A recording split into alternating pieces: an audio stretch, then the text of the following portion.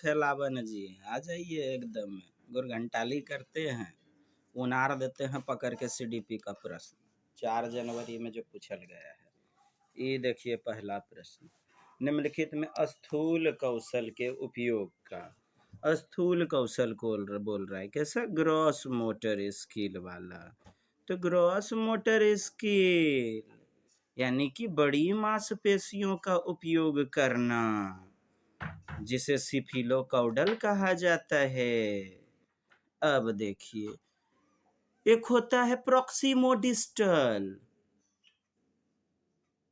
चलिए छोड़िए उस बात को, बात करते हैं अपन।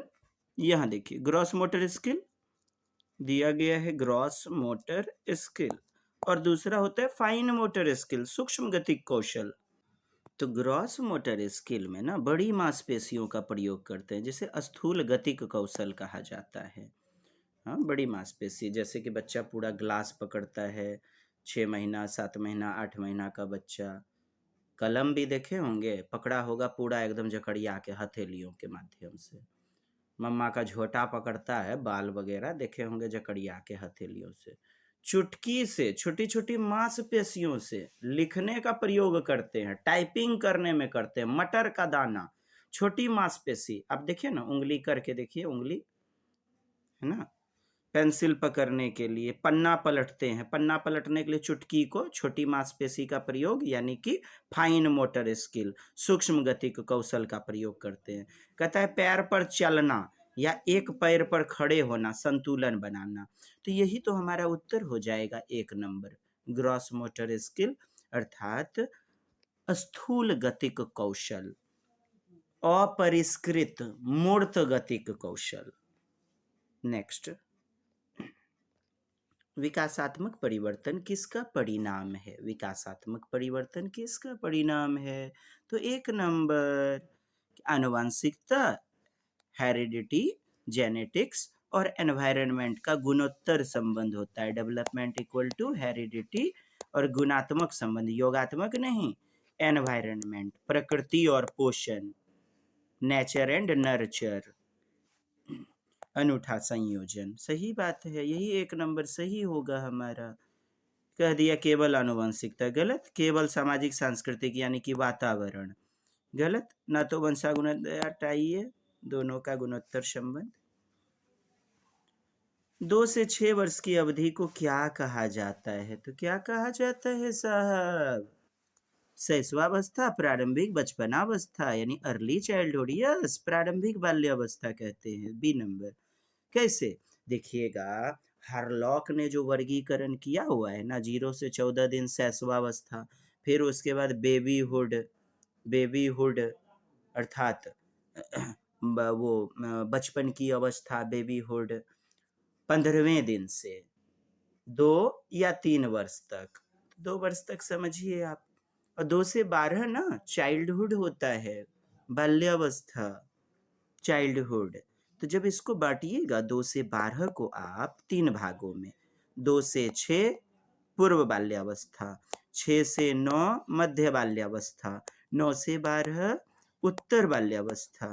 तो यही वाला ना पूछ रहा है, तो क्या हो जाएगा, बी नंबर। जी,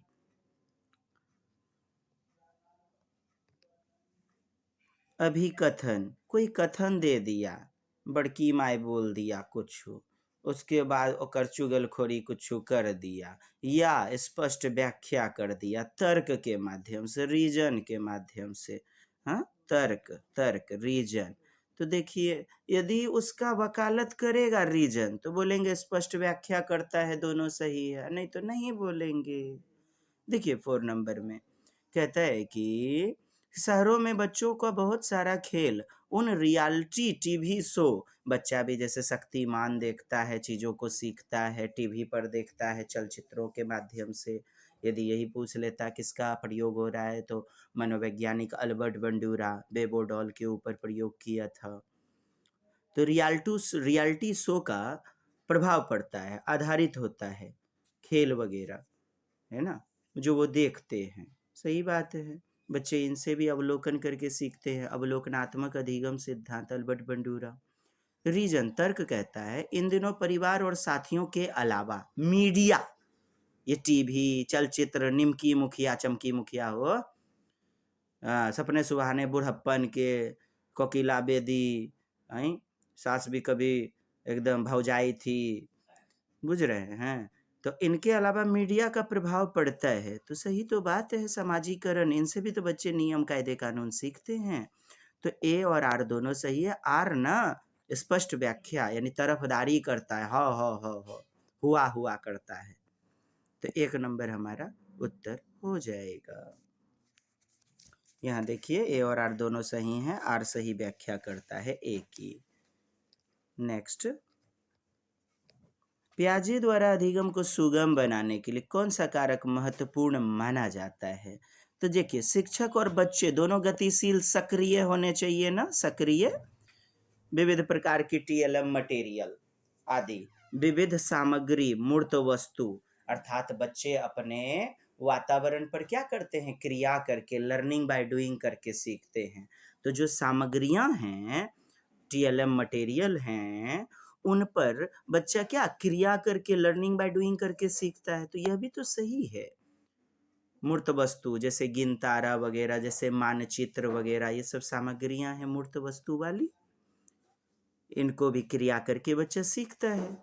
मध्य स्तरीय नवीन अनुभव, अनुभवों के द्वारा पढ़ाना चाहिए, सही बात है। यहाँ मध्य स्तरीय नहीं समझ रहे होंगे, लेकिन मॉडरेट देखिए, मॉडरेट मतलब सरल होता है, सुगम, तो आसानी से सीखे जा सकने वाले, सरल, सुगम। मॉडरेट को सर्च कीजिएगा ना, आपको मिलेगा सरल, सुगम। तो ऐसे अनुभवों के साथ पढ़ाना सही तो है। सकारात्मक नकारात्मक पुनर्बलन गलत हो गया। नकारात्मक पुनर्बलन, यदि बच्चों को पीट रहे हैं, ज़्यादा से ज़्यादा पुरस्कार दे रहे हैं सकारात्मक रूप से, Dairy Milk, Tiger biscuit, cake दे दिए बच्चे को, मोटरसाइकिल भूम भूम दिला दिए, तो बच्चे को आपने पुनर्बलन दे दिया, रीइंफोर्समेंट, फिर से बल प्रदान करना। तो कहता है पुनर्बलन सुनिश्चित करना, नकारात्मक दंड वगैरह, मारना पीटना, ये सब तो गलत होगा ना। 1 2 3 बी नंबर आपका उत्तर हो जाएगा, 5 का बी। नेक्स्ट, किस स्तर पर बच्चों में अपने आसपास की दुनिया, क्या आसपास की दुनिया, जीववादी दृष्टिकोण, हाँ जीववादी आ गया ना, जीववाद, तो पूर्व संक्रियात्मक अवस्था में जीन पियाजे के पाया जाता है 2 से 7 वर्ष में, प्री ऑपरेशनल स्टेज। तो यहाँ बी नंबर आपका उत्तर हो जाएगा। जीववाद जैसे पत्थर वगैरह लुढ़कते हैं, इनका मनसा होता है, इरादा होता है। अरे यार, निर्जीव वस्तु का कोई इरादा होता है, इच्छाएं होती हैं नहीं ना। बच्चा जैसे ट्रेन पे चढ़ा तो उसने देखा कि पेड़ पौधा पत्थर गिट्टी बालू सब जो है ना भागते जा रहा है, पीछे भागते जा रहा है, तो निर्जीव वस्तु हुआ ना। निर्जीव को जब सजीव समझते हैं तो उसे सजीवता, जीववाद या जीवता, एनिमिज्म कहते हैं। नॉन लिविंग को भी लिविंग समझना, और यह पूर्व संक्रियात्मक में। किसके सिद्धांत में बच्चों के संज्ञानात्मक विकास में महत्वपूर्ण भूमिका निभाती है? संज्ञानात्मक विकास, मिल गया उत्तर, मार दीजिए ना। संज्ञानात्मक विकास में महत्वपूर्ण भूमिका निभाती है क्या? भाषा। कहते हैं वाइगोत्स्की की भाषा पहले आती है, विचार बाद में, लेकिन पियाजे कहते हैं पहले विचार तब भाषा। तो भाषा पहले, तो भाषा कहता है कॉग्निटिव का डेवलपमेंट करता है, कॉग्निशन का, तो लेव वाइगोत्स्की सही हो जाएगा ना। वाइगोत्स्की के अनुसार बच्चे किस प्रकार सीखते हैं? प्रतियोगिता के द्वारा, कहता है कंपटीशन वगैरह करवा करके। हाँ, तो किस प्रकार से सीखते हैं? ये आपका गलत होगा। साथियों के साथ बातचीत करके, जी हाँ, सामाजिक सांस्कृतिक अंतःक्रिया, कोलैबोरेटिव लर्निंग, सहयोगात्मक गतिविधि, एक दूसरे से बातचीत करते हैं, सीखते हैं, अंतःक्रिया करते हैं, नैतिक मूल्यों को, संज्ञानात्मक विकास की ओर बढ़ावा मिलता है। बी नंबर समाज के व्यक्ति हैं ना, समवयस्कों के माध्यम से सीखता है ना साथी से। पुरस्कार दंड से बच करके हटाइए। पुरस्कार दंड, ये पुरस्कार दंड तो कोहल वर्ग की अवस्थाओं की बातें हैं। पनिशमेंट एंड ओबेडियंस, उद्दीपन प्रतिक्रिया यानी उद्दीपन अनुक्रिया। तो उद्दीपन अनुक्रिया का सिद्धांत किसने, थॉर्नडाइक ने दिया था, और अनुक्रिया उद्दीपन बीएफ स्किनर। बी नंबर उत्तर। एक बाल केंद्रित कक्षा कैसी है, चाइल्ड सेंटर्ड, बच्चों को भगवान समझा जाएगा। योग्यता, क्षमता, रूप रंग, व्यवहार, उनकी भाषा आदि को भी महत्ता, सम्मान दिया जाएगा। ऐसी कक्षा जहां पर बच्चे सक्रिय होंगे ना, स्वतंत्र रूप से सीखेंगे। बी नंबर, ब्लैक बोर्ड का उत्तर, बच्चा उत्तर रटंत विद्या। निष्क्रिय गलत है, निष्क्रिय गलत, बी उत्तर। नेक्स्ट, सही सुमेलित युग्म कौन सा है, देखिए सजा और आज्ञा पालन। तो ओबेडियंस एंड पनिशमेंट में क्या होता है, बाह्य नैतिकता। माता पिता निर्धारित करते हैं कि क्या सही है क्या गलत है, बेटा ये मत करो, नहीं तो थोड़ थाड़ देते हैं, थोपियाते हैं एकदम, भाई बहन में बांट के खाओ। नहीं जी, ओबेडियंस एंड पनिशमेंट गलत हो गया ये हमारा। अच्छा लड़की अच्छी लड़के, हाँ, तो दूसरों का अनुमोदन, स्वीकृति। देखो तो दूसरे का बच्चा एकदम जो है ना डॉक्टर बन गया, तू मेरे गधावा कहीं का 10 साल से भागलपुर में तैयारी कर रहा है, फिर भी नहीं समझ में आया। हब पापा जी आए ऑफिस से, बच्चा गेम खेल रहा था, मोबाइल तुरंत फेंका, किताब लेके बैठ गया। पापा कहेंगे वाह बेटा वाह, अच्छा लड़का है, गुड बॉय गुड बॉय। तो दूसरों का अनुमोदन, स्वीकृति प्राप्त करने के लिए, उनके सामने वाहवाही लूटने के लिए, उनकी नजरों में अच्छा बनने के लिए, अच्छा लड़का अच्छी लड़की, यह हमारा सही है।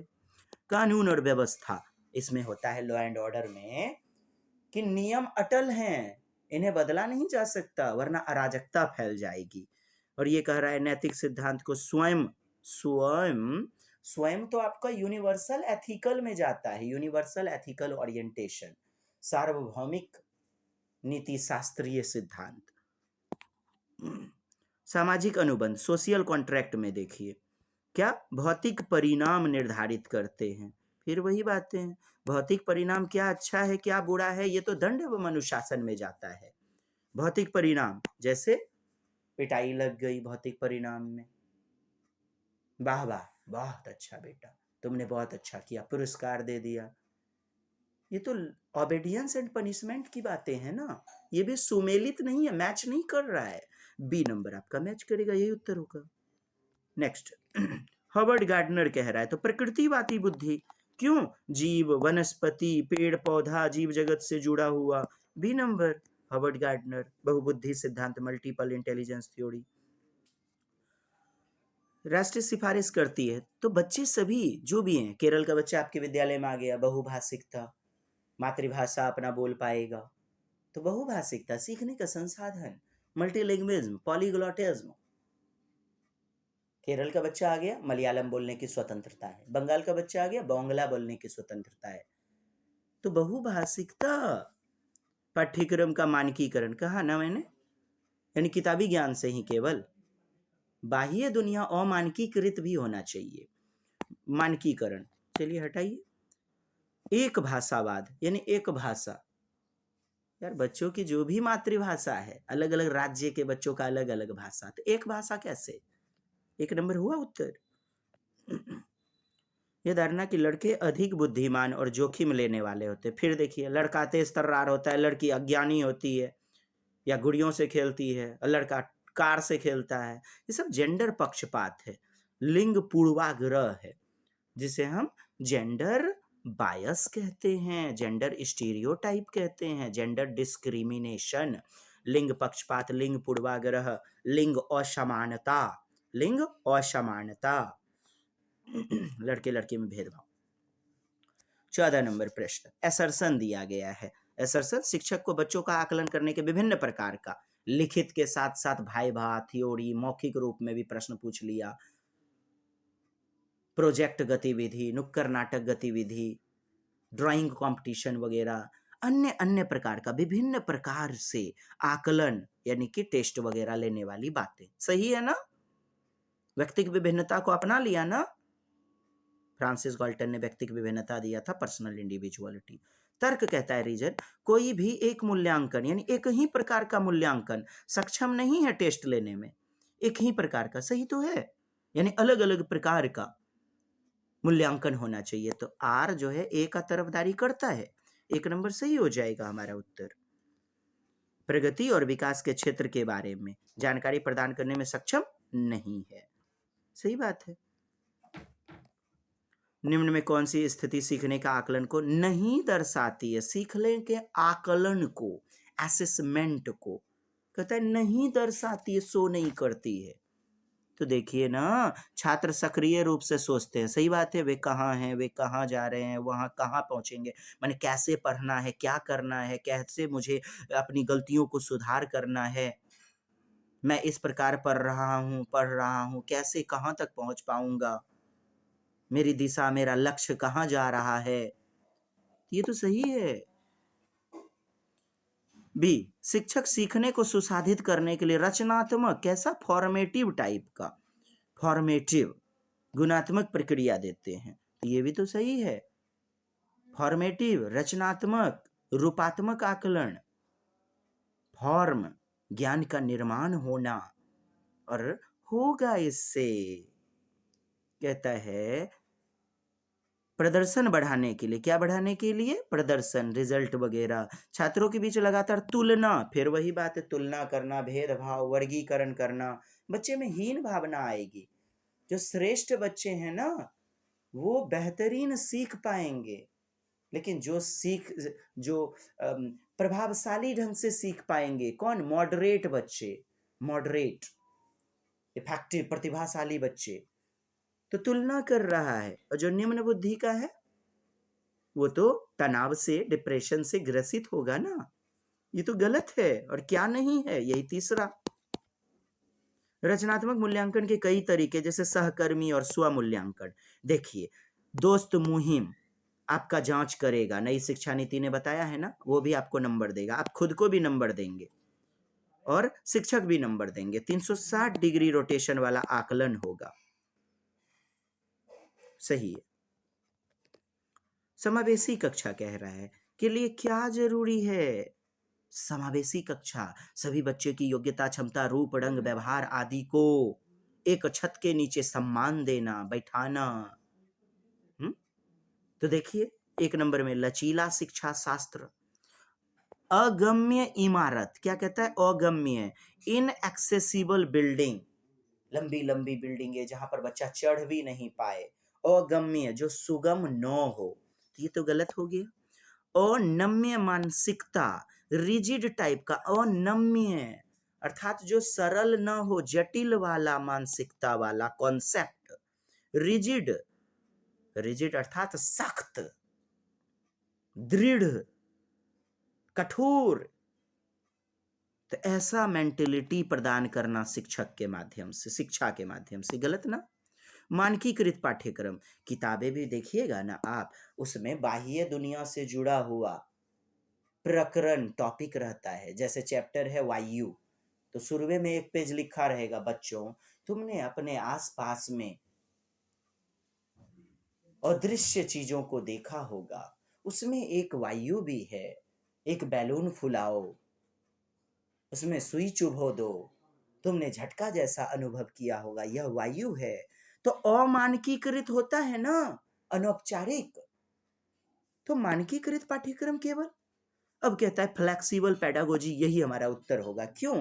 लचीला, यानी बच्चों के अनुसार ढल जाना, सरल या जटिल सबको मिला लेना।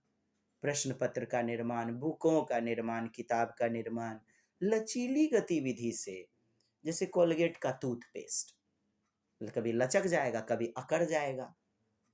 बात बुझे कि नहीं? हाँ, कभी अकड़ जाएगा, कभी साफे एकदम जकड़ियालो ठिंग जाएगा, है ना।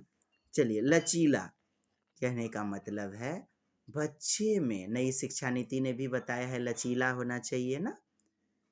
सरलता के साथ जटिलता भी होनी चाहिए, इजी होना चाहिए, कॉम्प्लेक्स होना चाहिए, विषय चुनने की आज़ादी यानी लचीलापन, जिसको जो विषय अच्छा लगता है वैकल्पिक विषय चुन सकता है, लचीला। 1 नंबर सही है। अगला है, कहता है दिव्यांग है बच्चा। कैसा है? दिव्यांग है, डिजेबल है। सामाजिक संचार यानी कि समाज के एक दूसरे लोग से वो कम्युनिकेट नहीं करेगा। कौन सा चुनौती का कारण बन सकता है? तो सामाजिक लोगों से, दोस्त मुहिम से ज़्यादा बातचीत नहीं करेगा, अपने आप में स्वलीन रहेगा, खुद में लीन। ऑटिज्म का शिकार जो होता है वैसे बच्चों में पाया जाएगा। दबा कुचला सा अपने आप को जो है ना बंद रखेगा, क्लास में दोस्तों से दूर रखेगा। सब लोग क्रिकेट खेलेगा तो ऐसे बच्चों को देखिएगा कोना में जाकर के बैठ करके एकदम जो है ना अपनी ही दुनिया में रमा रहेगा। तो सामाजिक संचार में चुनौती कह रहा है। सामाजिक लोग कौन? उसके दोस्त मुहिम होंगे ना। तो 1 नंबर उत्तर। आप कहिएगा पठन वैफल्य, ये तो साहब डिजेबिलिटी है पढ़ने संबंधी, लेकिन सामाजिक गतिविधि बोल रहा है ना, सामाजिक संचार। तो ये क्यों होगा? और डिसग्राफिया क्यों होगा? डिसकैलकुलिया क्या होता है? गुणज वैफल्य या गणितीय अक्षमता। डिस्ग्राफिया लेखन संबंधी विकार। लोकोमोटर डिजेबिलिटी गतिमान दिव्यांगता। बहुत बच्चे देखिएगा ना काइंस्थेटिक बालक होते हैं, क्रिया करके सीखते हैं, गतिमान करके, गतिशीलता करके। लर्निंग बाय डूइंग करवाइएगा, हस्तपरक गतिविधि, तब सीखेंगे। ये तो सीखने का एक शैली का दिव्यांगता है, अक्षमता है। 1 नंबर उत्तर। नेक्स्ट, निम्न में से सुविधाहीन बच्चा वंचित समूह का हाशियाकृत बच्चा है, जिनके साथ भेदभाव हो रहा है, जिनको जरूरत की सुविधाएं मुहैया नहीं हो रही हैं। मार्जिनलाइज्ड चाइल्ड, डिप्राइव्ड क्लास का चाइल्ड, वंचित समूह का हाशियाकृत बच्चा। तो उसको क्या देना चाहिए? विविध विविध प्रकार के TLM मटेरियल। यदि बच्चा देखने में अक्षमता महसूस कर रहा है तो उसे CD प्लेयर, छूने वाली वस्तु, 3D मटेरियल, स्पार्शिक गतिविधि वाला वस्तु देना चाहिए। तो विविधता को महत्व देते हुए समावेशित करना चाहिए। साम्य शिक्षा देनी चाहिए, साम्य यानी जरूरी उपकरण भी दीजिए। गैर प्रासंगिक यानी संदर्भ से नहीं जोड़ना, प्रसंगों से, गलत ना।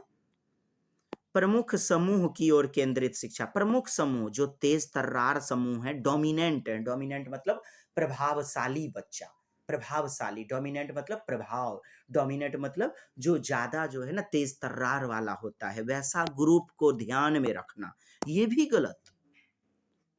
उनका जो समूह किसका? प्रमुख, मुख्य बच्चों का, तो गलत हुआ।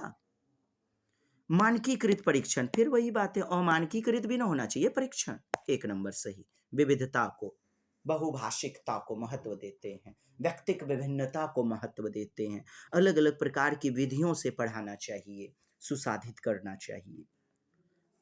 सामग्री को कई तरीके से प्रस्तुतिकरण, यानी अलग अलग तरीके से ना प्रस्तुतिकरण कह रहा है, इससे मदद मिलेगा। किसको मदद मिलेगा? श्रवण बाधित, जो सुनने में प्रॉब्लम है जिन बच्चों को, उसको भी मिलेगा। दृष्टि बाधित बच्चों को, हर प्रकार के बच्चों को मिलेगा जो अधिगम में, लर्निंग में कठिनाई महसूस कर रहा है। गतिमान दिव्यांग यानी कि जो क्रियाशीलता के साथ समझना, काइंस्थेटिक बालक जो होता है, क्रिया करके सीखता है, उनको भी मदद मिलेगा। 1 2 3 4। निम्न में कौन विकल्प दिव्यांगता और संबंधित छात्रों के समावेशन हेतु रणनीति है बेहतरीन वाला? क्या दिव्यांग बच्चे हैं, हो सकता है विकलांग होगा, दृष्टि बाधित होगा, श्रवण बाधित होगा, हाँ, तो ऐसे छात्रों का सफल समावेशन यानी गुणवत्तापूर्ण शिक्षा, इंक्लूसिव क्लासरूम में देना है, तो ऐसा विकल्प चुनिए ना। डिसकैलकुलिया, डिसकैलकुलिया दिव्यांग है बच्चा, कैलकुलेटर संबंधी, तो सही युग्म बोल रहा है। तो गुणज वैफल्य, गुणज वैफल्य यानी गणितीय अक्षमता। कैलकुलेटर, कैलकुलेटर क्या करता है? गणितीय संक्रिया करता है ना, तो यह तो हमारा सही हो जाएगा। कहता है पठन वैफल्य, लंबे समय तक लिखित, लिखित तो डिस्ग्राफिया होता है। लेखन वैफल्य, यहाँ डिसलेक्सिया दे रहा है, ये सही सुमेलित युग्म नहीं है। श्रवण दोष है। श्रवण सुनने में तो ऑडियो टेप। अब बताइए, आप रेडियो वगैरह टेप रिकॉर्डर सुना रहे हैं, सुन पा ही नहीं रहा है बच्चा, श्रवण का दोष है, हियरिंग इम्पेयरमेंट है। कैसे होगा जब सुन ही नहीं पाता है? तो उसे देख सकने वाली वस्तुएं दीजिए ज्यादा से ज्यादा, स्पर्श करने वाला। दृश्य हानि, देखने में प्रॉब्लम है, विजुअल इम्पेयरमेंट। चित्र वाली पुस्तक, भला चित्र देख पाएगा बच्चा? सीडी प्लेयर, सुनने वाला टेप रिकॉर्डर का प्रयोग करवाइए। छू सकने वाली वस्तु, 3D मटेरियल, ऐसे वस्तु का प्रयोग। हो गया 1 नंबर, बाकी सभी गलत मैच है। कौन सा दृष्टिकोण बेहतर होगा? किसके लिए? प्रारंभिक कक्षाओं में अधिगम को गुणवत्तापूर्ण बनाने के लिए कौन सा बेहतरीन होगा? बिना समझे नकल करना, इमिटेशन, यानी कि बिना समझ बूझ के, विदाउट अंडरस्टैंडिंग, बिना समझे। Imitation without understanding. इमिटेशन कैसा? अनुकरण, बिना समझ के। शिक्षण अधिगम प्रक्रिया के निम्नलिखित में कौन सा दृष्टिकोण बेहतर है? तो अर्जन से जोड़ दिया इसको। कहते करके सीखना, एकदम सही। रटकर याद करना, रटकर याद करना, रट्टा मारना, ये भला क्यों होगा सही? ये तो गलत है। अच्छा, 1 नंबर में कहता है कि समझ नहीं है, समझ ही नहीं रहा है, तो बताइए क्या फायदा ऐसी शिक्षा से? समझना अनिवार्य है ना। एक और डी गलत है, निष्क्रिय रूप में चुनना, निष्क्रिय रूप में, जबकि सक्रिय रूप में होना चाहिए। कैसा? सक्रिय रूप में। और एकमात्र बी नंबर हमारा उत्तर होगा, बी, करके सीखना, हस्तपरक गतिविधि या हस्त चालकों का प्रयोग, हैंड्स मैनिपुलेटिव, जैसे टीएलएम वगैरह हाथ से चलाते हैं ना, हाथ से करके देखते हैं। नेक्स्ट प्रश्न है,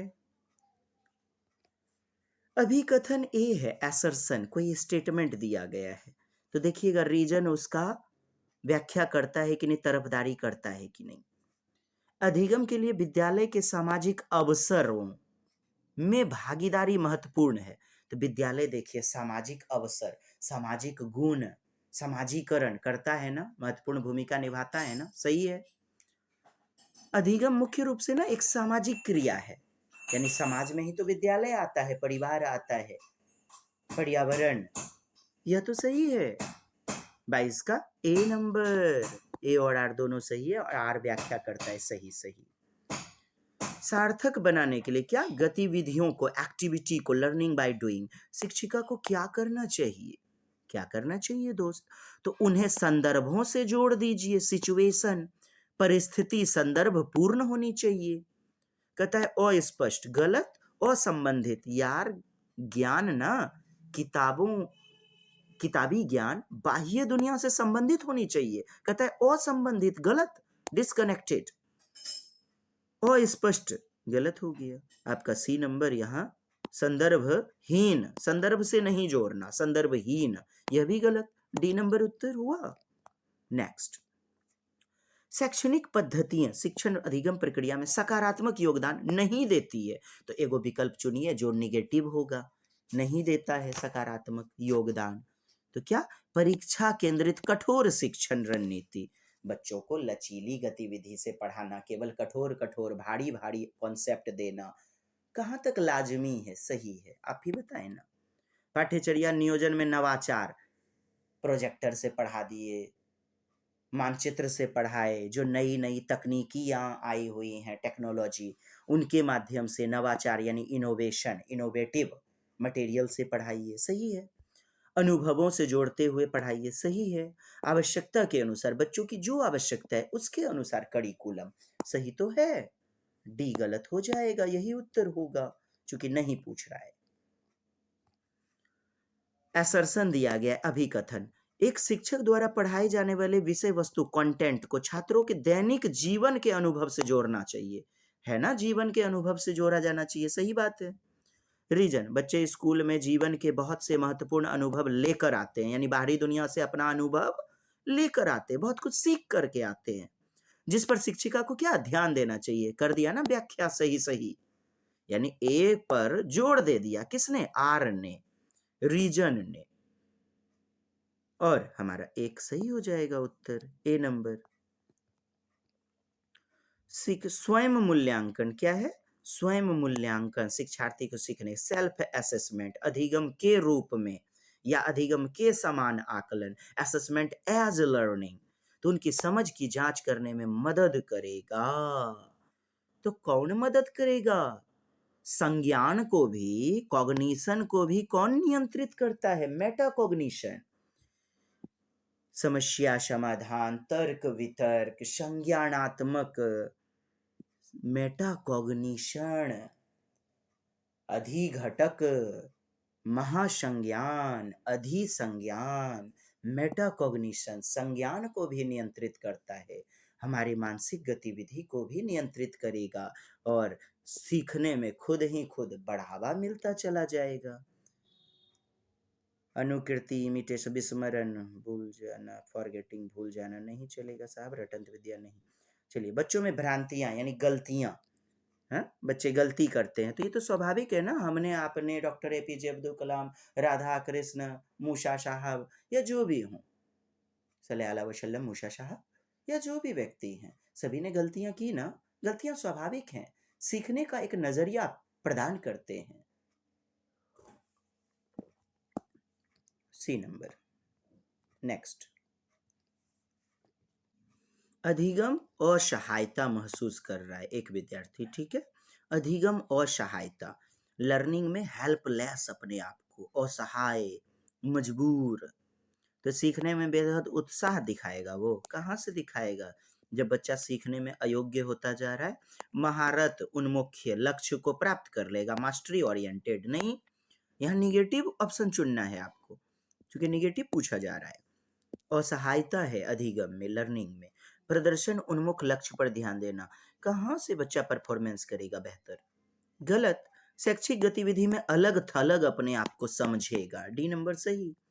हीन, दीन, दैन्य, दुर्बल समझेगा शैक्षिक गतिविधि में। कहता है आंतरिक प्रेरणा का उदाहरण, आंतरिक प्रेरणा, आंतरिक रूप से, है ना। एक नंबर रुचि के कारण, इंटरेस्ट के कारण। रुचि क्या होता है? जो एटीट्यूड, अभिवृत्ति, हमारा रुझान, रुचि, ये सब आंतरिक है ना। अब बाह्य देखिएगा, चित्रकारी, नकद इनाम क्या है? पुरस्कार, भौतिक पुरस्कार, ये सब बाह्य हैं, पर्यावरण, वातावरण ने बनाया है, और हमारे शरीर के अंदर ही तो रुचि पाई जाएगी, यह उत्तर हो जाएगा। पुरस्कार, फिर वही बातें, प्रशंसा पाने के लिए, वाह वाह वाह वाह, तो बाह्य गतिविधि, बाह्य अभिप्रेरणा हो गया। तो आंतरिक पूछ रहा है, एक नंबर। नेक्स्ट, अधिगम को प्रभावित करने वाले तो कौन सा कारक? पर्यावरणीय कारक। कौन सा? पर्यावरणीय, यानी कि सामाजिक, समाज से जुड़ा हुआ। विद्यालय क्या है? सामाजिक घटक, विद्यालय। ये सब देखिए, व्यक्तित्व आपके अंदर पाया जाएगा, रवैया, एटीट्यूड, यानी कि अभिवृत्ति आपके अंदर, प्रेरणा, मोटिवेशन, आंतरिक रूप से, विशेष रूप से आंतरिक, और धीरे धीरे फिर कुछ हद तक बाह्य। लेकिन 50-50 केसेज में क्यों जाइएगा, फंसिएगा? आपको विद्यालय, कोचिंग इंस्टीट्यूट, पेड़ पौधा, पशु पक्षी, ये सब क्या है? ये सब बाह्य, यानी कि पर्यावरणीय कारक। क्वेश्चन को घुमाया, पर्यावरणीय आपसे पूछ लिया, यानी कि बाह्य बताइए, बाहरी, एक्सटर्नल, एक्सट्रिंसिक। हाँ जी, इसीलिए डी नंबर उत्तर होगा, है ना दोस्त। ये तीनों ना आंतरिक होता है, और आपका ये बाह्य कारक के रूप में आप लीजिए इसको, यानी पर्यावरण कारक, एनवायरनमेंट में, वातावरण में, समाज में पाया जाता है, इसीलिए डी उत्तर। उम्मीद करता हूँ बेहतरीन लगी होगी कि कक्षा प्लीज शेयर कर दीजिए ना दोस्त, 10 सर के ग्रुप में। सबको सादर नमन, जय हिंद।